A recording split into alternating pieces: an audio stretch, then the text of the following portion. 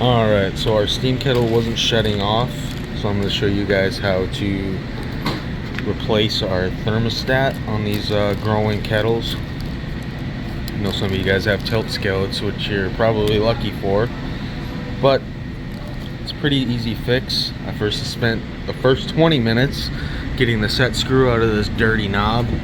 That's right here, and that's going to allow us to take these screws out, and that's going to take our thermostat out. And then we're gonna go up here and we're gonna take this part out. That's where the coil goes.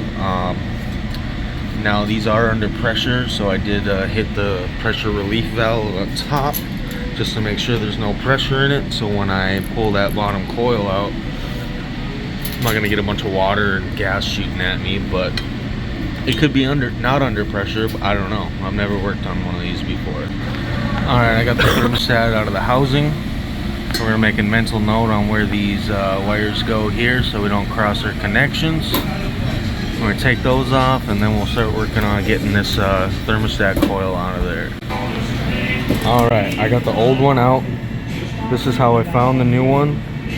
Your model number, all that good stuff. Match up your voltage to your... basically, I just typed this number into Google, and I got the actual part. If you go to Parts Town or something like that, they're going to sell you the OEM, which is going to cost $1 million freaking dollars. Also, when it came out, I lost all the water in there, so I'm going to have to dry that up and then refill it with distilled water. I'll show you guys that when I get to that point. Alright, I got the water emptied out, put this new therm in there, just slides right in. Started the thread so I can tighten that down. And I'm just going to button everything up, dry it out, fill it up with water. Alright, I got distilled water here. We're going to put it in through the relief valve. I'm pretty sure this is a fill valve right here too, but I'm not going to do it that way. I don't have a funnel. So we're going to pull up on this. We're going to fill it up. And then there's our sight glass here. You can barely see through it, but I think we're going to put the water level up to here, and then we'll see what happens.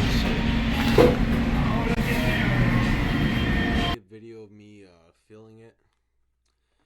It was actually kind of a pain in the ass.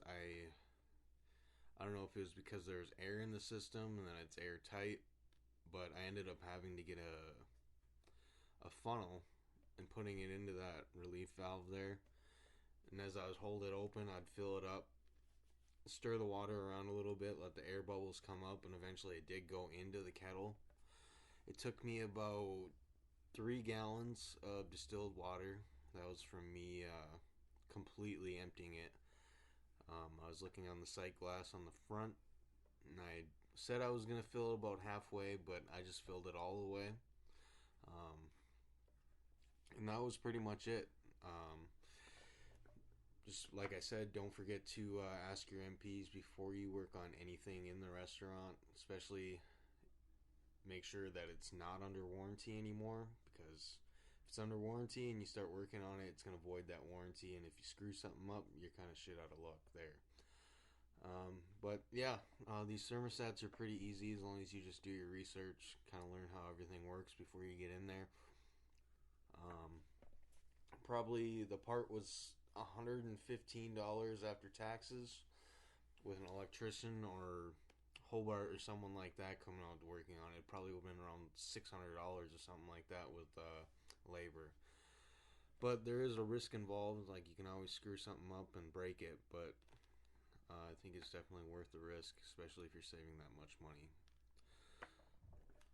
Alright, thanks for watching, guys. Hope that helps you out.